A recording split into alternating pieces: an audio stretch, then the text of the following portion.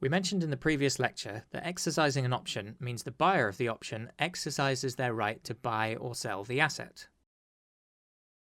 A call option is the right to buy the underlying asset.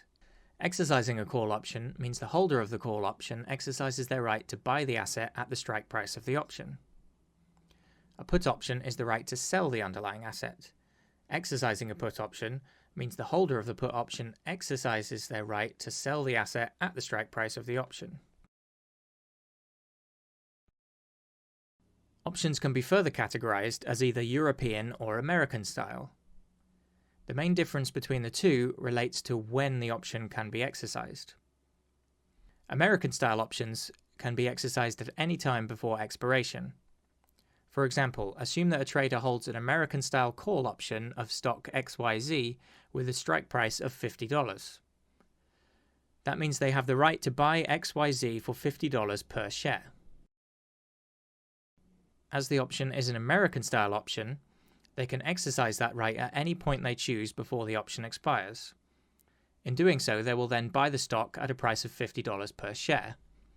So if the share price has increased to $70, for example, the trader could exercise their $50 call option and buy the stock for $50 instead, saving $20 per share compared to buying the stock at the current market price of $70.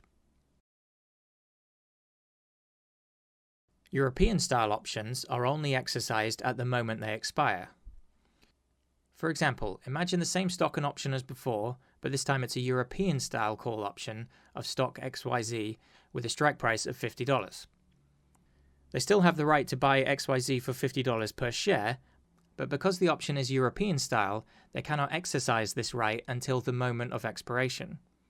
So if the share price increased to $70 before expiration as before, the trader cannot immediately exercise the option and buy the stock for $50 per share.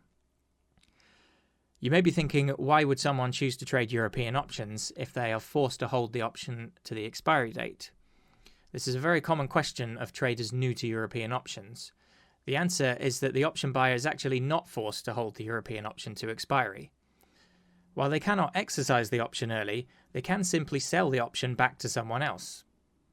This will close their position and bank the profit.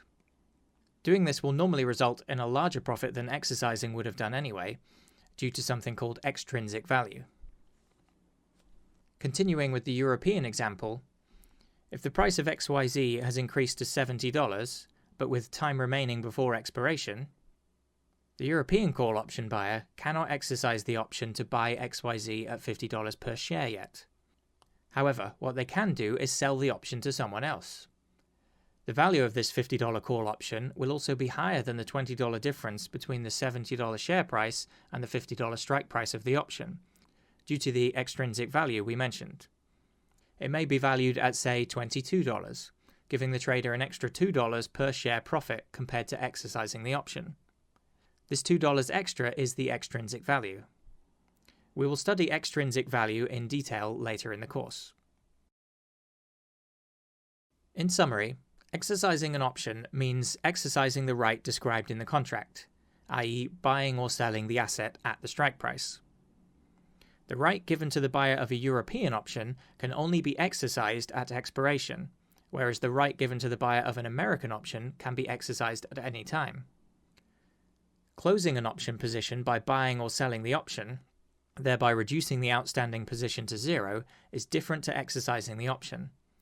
With both European and American style options, the option can be bought and sold freely before expiration. This means traders of both European and American style options are able to close or adjust their positions before expiration.